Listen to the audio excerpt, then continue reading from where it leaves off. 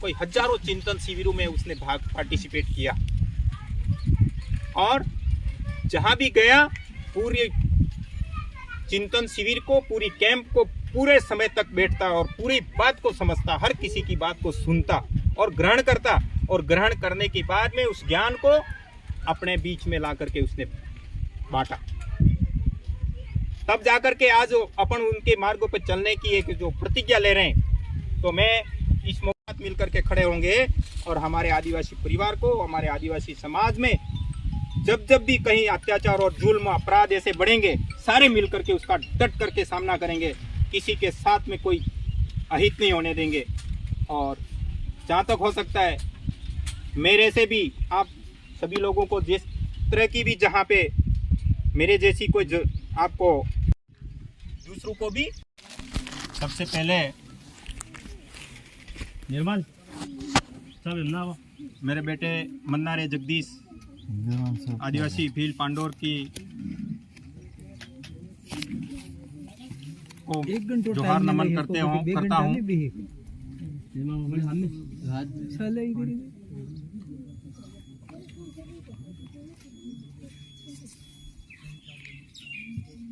बोलने की हिम्मत तो नहीं हो रही है।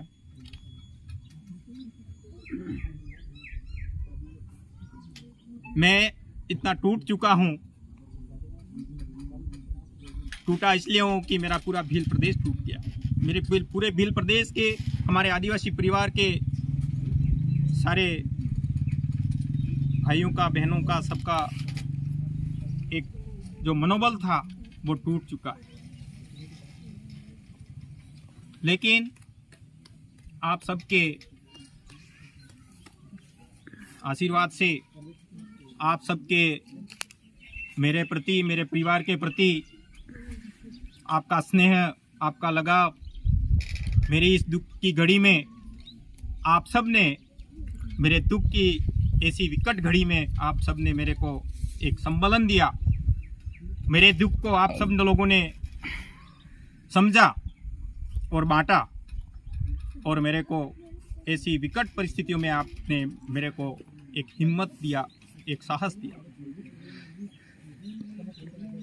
आज इस पीपलबारा, दमाणा और मादला पंचायत के सारे हमारे आदिवासी परिवार की टीम के सारे नौजवान कार्यकर्ता साथियों, मातृशक्ति,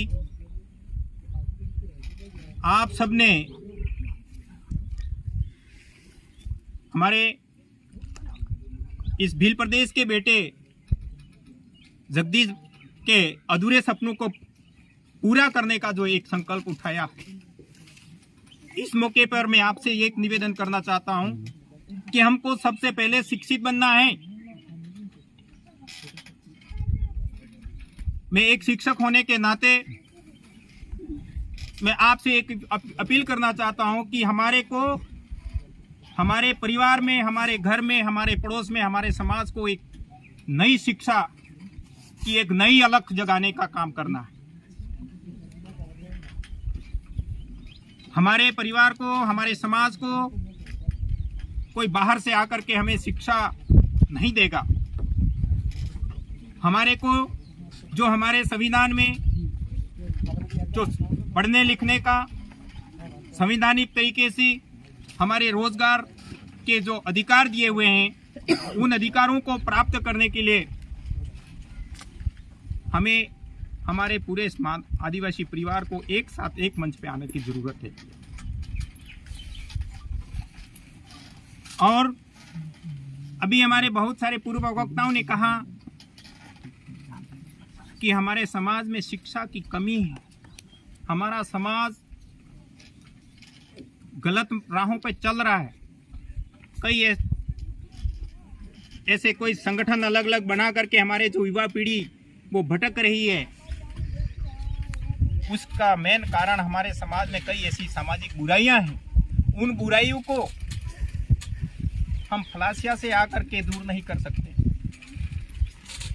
उन समस्याओं को कोई खेरवाड़ा से या कोई बाहर से आकर के कोई दूर नहीं कर सकता है। उन समस्याओं को हमारे फले में, हमारे मोहल्ले में बैठ करके हमको एक ठोस निर्णय लेने पड़ेंगे। हमको ऐसा कदम उठाना पड़ेगा, यानी जिस जगह पे जो चीज हमको बुरी लगती है, जिस जगह पे हमको जो बुराइयां नजर आ रही है, उन बुराइयों को कैसे खत्म किया जाए वो हम बैठ करके निर्णय लें। हम कह रहे हैं कि युवा पीढ़ी खत्म कर लेगी, हम कहेंगे कि हमारे गांव के वडील, मुखी, मतादार, पटेल जो पहले से जो हमारे समाज में व्यवस्था को बनाए रखे हैं वो लोग खत्म कर देंगे। एक एक अलग अलग बिखरने से नहीं हो सकता है। हम पूरे गांव वासियों को, पूरे फले के सारे लोगों को मिल करके बैठ करके उसके बारे में निर्णय लेना पड़ेगा। और हमारे फले में हमारे कौन से घर का कौन सा बच्चा स्कूल जाता है या नहीं जाता, वो भी हमें ध्यान रखना पड़ेगा। मेन चीज हमारी शिक्षा पे हमको फोकस करना पड़ेगा, क्योंकि हमारे अधिकतर साथी हमारे यहाँ पे जो नजर आ रहे हैं, मेरे को हमारे कर्मचारी नजर आ रहे हैं। यानी कर्मचारी इसलिए नजर आ रहे हैं कि उनको समझ में आ गया है कि हमारे समाज को किस दिशा में ले जाना है, तो वो समाज के साथ जुड़ रहे हैं। लेकिन हमारे जो जहाँ पे हमारे शिक्षा की कमी है, जहाँ पे शिक्षा नहीं है, वहां से उन लोगों के दिमाग में थोड़ा सा अभी भी भ्रम घुसा हुआ है। इसको निकालने के लिए हमें हमारे फले में, हमारे गांव में एक ऐसी व्यवस्था बनानी पड़ेगी जो हमारे देश आजाद से पहले हमारी जो व्यवस्था थी, उस व्यवस्था को पुनः विस्थापित करने की जरूरत है भैया। यानी हमारे देश में पूना पैक्ट समझौता 1932 हुआ। उस पूना पैक्ट समझौते में हमारे आदिवासियों को और जनप्रतिनिधि से में हमारे को आरक्षण दिया गया, जबकि हमने, हमारे बाबा साहेब ने और उन लोगों ने हमको आरक्षण मांगा था, शिक्षा में और रोजगार में आरक्षण मांगा था। लेकिन उन लोगों ने वहां पे क्या दिया कि तुम तो राजनीति में आरक्षण ले लो, और 10 वर्ष के लिए राजनीति में आरक्षण देकर के हमारे लोगों को राजनीति में घुसेड़ दिए। और वो का वो समझौता, पूना पैक्ट समझौता 1932 1951 में ला करके हमारे लोगों के ऊपर फेंक दिया, और हमारे लोग राजनीति में बट गए। ये इस पार्टी का, वो तीसरी पार्टी का, उस पार्टी का, हम को राजनीति में घसीटा। उससे पहले हमारे लोग आमने सामने गांव में कभी कोई एक दूसरे से नहीं लड़ता था। ये हमारी व्यवस्था थी, हमारे गांवों की पुरखाई व्यवस्था थी। पहले जो हमारे गांवों के लोगों ने एक ऐसी व्यवस्था बनाई थी कि गांव में कोई झगड़ा होगा तो गांव के चबूतरे पे बैठ करके हम उसका निर्णय वहीं ले लेंगे। पुलिस वाला गांव में मुखी मतादार को पूछे बिना नहीं आता था। ये हमारे उप सरपंच साहब बैठे हैं, पूछ लीजिए। यानी हमारी व्यवस्था थी वो। और आज हमारे मंदिरों की तरफ भेजना है, ये हमें निर्णय लेना पड़ेगा। अभी मैंने देखता हुआ यहाँ पे आया, किसी भगवान की बुराई नहीं करते हैं, लेकिन एक भगवान है वहां पे जो अपने हाथ पे पत्थर पहाड़ लेकर के खड़े। ये काल्पनिक भगवान है, काल्पनिक भगवान है। कल्पना के आधार पर हमारे लोगों को दिमाग को कमजोर करने के लिए, हमारे मानसिक गुलाम बनाने के लिए इन लोगों ने ऐसे काल्पनिक देवी देवता पैदा किए। यही भगवान कई ग्रंथों में और ऐसे शास्त्रों में बताया कि हमारे सूर्य को मुंह में निगल गए थे। क्या मान सकते हो आप?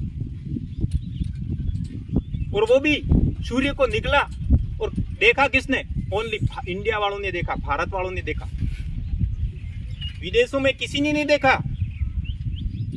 क्या भगवान सूर्य देवता भारत में उगते हैं? पूरी धरती पे उगते हैं, पूरे विश्व में, पूरे संसार में उगते हैं। मान सकते हैं सूर्य को किसी हनुमान जी ने निगल लिए होंगे, फल है यूं समझकर। ये सारी झूठी कल्पना के आधार पे हमारे लोगों को अंधविश्वासों में धकेला गया, देवी देवताओं की तरफ। आज हम आपके घरों में, कितने जनों के लोगों के घर में हमारे अम्बे माँ की या कालिका माता की कई सारों की तस्वीरें लगी होगी, और सुबह उठ करके हम सब उनकी पूजा अर्चना करते। यही करते हैं।